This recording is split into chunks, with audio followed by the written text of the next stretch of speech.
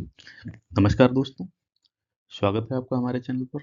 आज है 16 जनवरी 2025, दिन है गुरुवार, माघ कृष्ण की तृतीया तिथि है। कुंभ अभी चल रहा है, महाकुंभ इलाहाबाद में चल रहा है। आज के करंट अफेयर के लिए हम फिर आपके साथ जुड़े हैं। ये करंट अफेयर टॉपिक वाइज होने वाला है, जैसे इकोनॉमिक्स के लिए क्या महत्वपूर्ण रहने वाला है, जियोग्राफी से क्या महत्वपूर्ण रहने वाला है, कौन सी योजना है जो हमारे लिए आज की महत्वपूर्ण रहने वाली है। टॉपिक वाइज रहेगा, जिससे कि आपको आगे नोट्स बनाने में, मेंटेन रखने में और याद रखने में आसानी रहे। वीडियो पूरा देखिएगा, जिससे कि आप यहीं पर चीज़ें रिवाइज कर सकें, यहीं पर चीज़ें समझ सकें। चैनल पर नए हैं तो सब्सक्राइब कर लीजिएगा। यदि आपको करंट अफेयर पसंद आ रहा है तो लाइक करिएगा, शेयर करिएगा और कमेंट करिएगा। आज का करंट अफेयर, सबसे जो हमारे लिए महत्वपूर्ण खबर है पहली, वो है नाटो द्वारा बाल्टिक सागर क्षेत्र में समुद्र के नीचे केबलों की सुरक्षा के लिए एक नए मिशन की घोषणा की गई है। पहले पूरी खबर पढ़ते हैं। खबर पढ़ना इसलिए आवश्यक रहेगा, कई बार इसमें से शब्द पूछ लिए जाते हैं, हाल ही में खबरों में रहा ऐसा शब्द, इसका क्या मतलब है, ऐसे हमारे लिए प्रश्न बन जाते हैं। तो इसलिए खबर पढ़ना जरूरी है। फिर आपको हम विधिवत समझा देंगे आसान भाषा में कि उसका मतलब क्या रहेगा। खबर क्या है? नाटो द्वारा बाल्टिक सागर क्षेत्र में समुद्र के नीचे केबलों की सुरक्षा के लिए एक नए मिशन की घोषणा की गई है। अब ये मिशन जो शुरू किया जा रहा है, तो इनमें क्या है, नाटो द्वारा बाल्टिक क्षेत्र में समुद्र के नीचे केबलों की सुरक्षा के लिए एक नया मिशन शुरू किया जा रहा है, क्योंकि इस क्षेत्र में कई ऐसी घटनाएं हुई हैं जिनसे संभावित रूसी गतिविधियों के बारे में चिंताएं पैदा हुई हैं। हेलसिंकी में बाल्टिक सागर पर स्थित नाटो देशों के नेताओं के साथ एक बैठक में महासचिव मार्क रूटे ने कहा कि इस प्रयास को बाल्टिक सेंट्री नाम दिया जाएगा।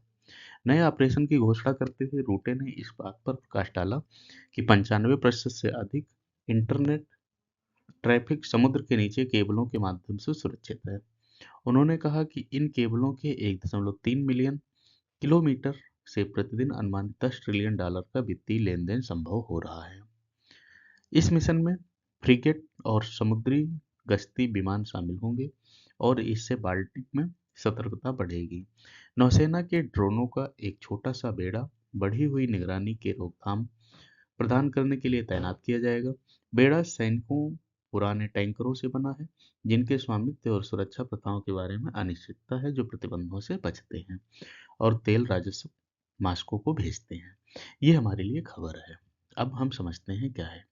देखिए, नाटो एक संगठन है जिसमें कई देश शामिल हैं। नाटो के बारे में हम अलग से आपको वीडियो देंगे। ब्रिक्स के लिए हमने वीडियो बनाया है, अगर आप नहीं देखा है तो उसको जरूर देखिएगा।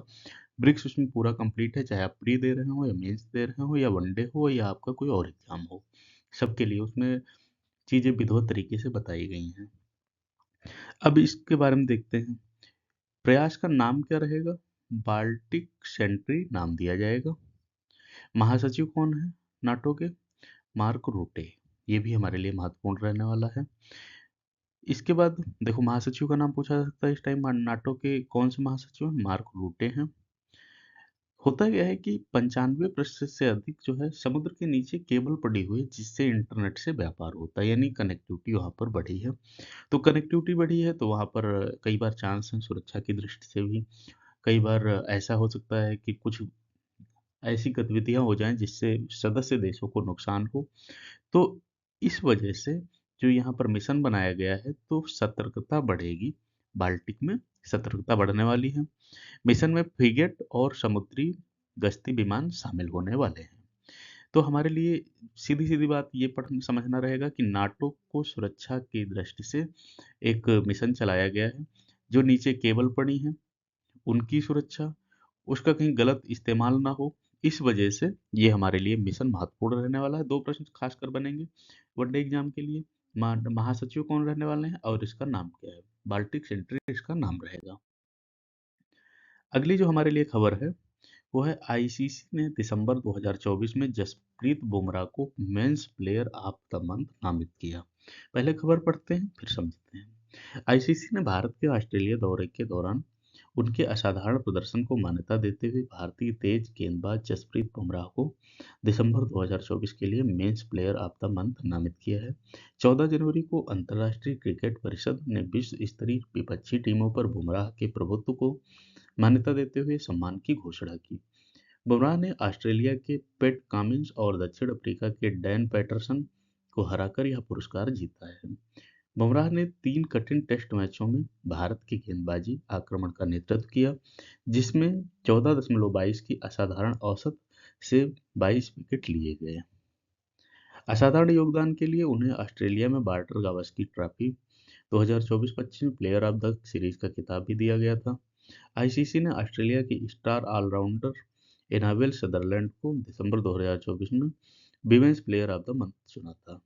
कई इसमें चीजें हमारे लिए महत्वपूर्ण रहने वाली हैं।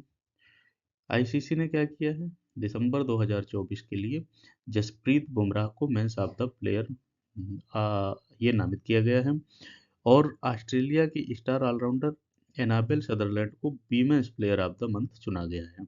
ये दोनों महत्वपूर्ण है, सबसे पहले यही चीज समझो। ये मेंस हो गए भारत से और ये हो गए वीमेंस। अब इसमें और हमारे लिए क्या महत्वपूर्ण रहने वाला है, बुमराह ने ऑस्ट्रेलिया के पैट कामिंस दक्षिण अफ्रीका के डैन पैटरसन को हराकर यह पुरस्कार जीता है। यह हमारे लिए महत्वपूर्ण रहने वाला है। एक खबर यहाँ हमारे लिए और है, ऑस्ट्रेलिया में बार्टर गावस्कर ट्रॉफी 2024-25 के लिए प्लेयर ऑफ द सीरीज का खिताब भी इनको दिया गया है। तो ये हमारे लिए इसमें महत्वपूर्ण खबर रहने वाली है। अगली जो खबर है वो हमारे लिए आईटी भी कह सकते हैं, साइंस टेक भी कह सकते हैं। पिक्सल भारत की पहली निजी कंपनी बन गई जिसके पास उपग्रहों का अपना समूह है। पहले खबर पढ़ते हैं फिर समझते हैं। पिक्सल और दिगंतारा ने स्पेस एक्स रॉकेट के माध्यम से अपने उपग्रह के प्रक्षेपण की घोषणा की है। ये उपग्रह पृथ्वी और उसके चारों ओर परिक्रमा करने वाली वस्तुओं की निगरानी करेंगे। पिक्सल ने अत्याधुनिक हाइपर स्पेक्ट्रल आवृत्ति का उपयोग करके उपग्रहों का अपना समूह बनाया है। यह 150 से अधिक बैंड में पृथ्वी का अवलोकन करने की अनुमति देगा। यह कृषि और रक्षा जैसे विभिन्न क्षेत्रों में बहुत उपयोगी होगा। दिगंतारा एरोस्पेस ने दुनिया के पहले वाणिज्यिक उपग्रह space camera for object tracking के प्रक्षेपण की घोषणा की है। इसका उपयोग सुरक्षित अंतरिक्ष संचालन के लिए पृथ्वी की परिक्रमा करने वाली 5 सेमी जितनी छोटी वस्तुओं की निगरानी के लिए किया जाएगा। हमारे लिए बहुत महत्वपूर्ण ये खबर रहने वाली है। पिक्सल ने क्या किया है, निजी कंपनी मतलब प्राइवेट कंपनी बन गई है।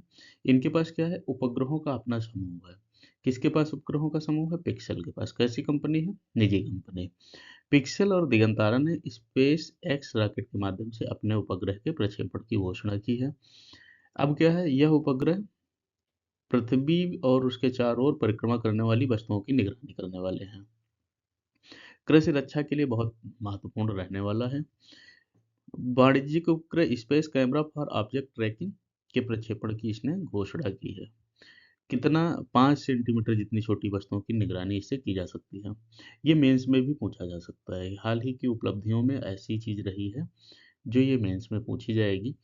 प्री के लिए नाम पूछा जाएगा, कैसी कंपनी है पूछी जाएगी, क्या किया है, उपग्रह का समूह है, कितना छोटा देख सकते हैं, 5 सेंटीमीटर से छोटा देख सकते हैं। अगली जो हमारे लिए खबर है वह है राष्ट्रीय स्टार्टअप दिवस 2025 16 जनवरी यानी आज मनाया जाएगा।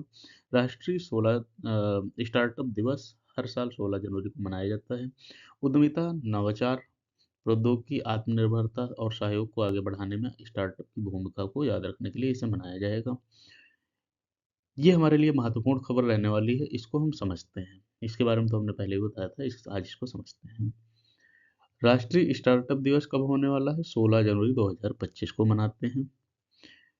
ठीक है, इसमें ये भाग रहने वाले उद्यमिता, नवाचार, प्रौद्योगिकी, आत्मनिर्भरता, इनको आगे बढ़ाने के लिए मनाया जाएगा। यह दुनिया का तीसरा सबसे बड़ा स्टार्टअप इकोसिस्टम रहने वाला है। भारत में स्टार्टअप को श्रम कानूनों और पर्यावरण कानूनों के लिए स्वप्रमाणन की अनुमति, पेटेंट दाखिल करने में छूट, 80 एक एसी के तहत कर छूट, एंजल टैक्स से छूट आदि कई लाभ शामिल हैं। एंजल टैक्स पर हम एक वो वीडियो बनाएंगे, आपको हम पूरा अलग से समझाएंगे। भारत में वर्तमान में 110 से अधिक यूनिकॉर्न हैं। 13 जनवरी 2025 तक स्टार्टअप के फंड ऑफ फंड्स कार्यक्रम के तहत 4000 से अधिक स्टार्टअप को धन प्राप्त हुआ है।